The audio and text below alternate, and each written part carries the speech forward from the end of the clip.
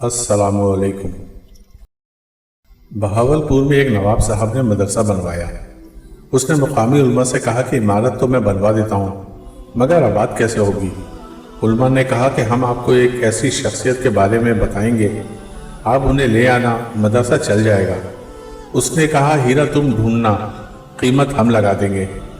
नवाब साहब को बड़ा नाज था पैसे का।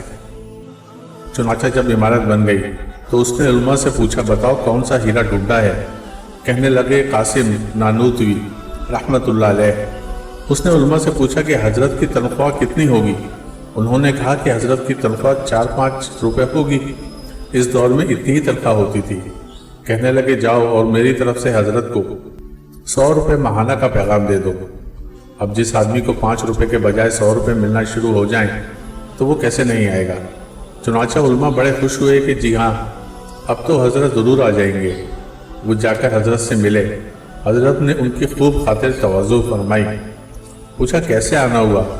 कहने लगे, हजरत नया मदरसा बनाया है, आप वहाँ तशरीफ़ लाए। नवाब साहब ने आपके लिए 100 रुपये माहाना हदिया मुकर्रर किया है।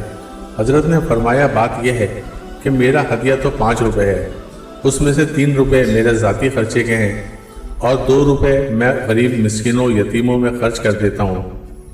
अगर मैं वहाँ चला गया और 100 रुपया तनख्वाह हो गई तो मेरा खर्चा तो 3 रुपये ही रहेगा और बाकी 97 रुपये गरीबों में तकसीम करने के लिए मुझे सारा दिन उन्हीं को ढूंढना पड़ेगा और मैं पढ़ा तो सकूँगा नहीं, लिहाजा मैं वहाँ नहीं जा सकता।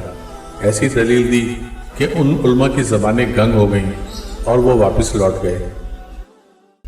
दोस्तों, अगर आपको वीडियोस पसंद आती हैं तो प्लीज़ इसको लाइक, शेयर और सब्सक्राइब करें। बहुत शुक्रिया।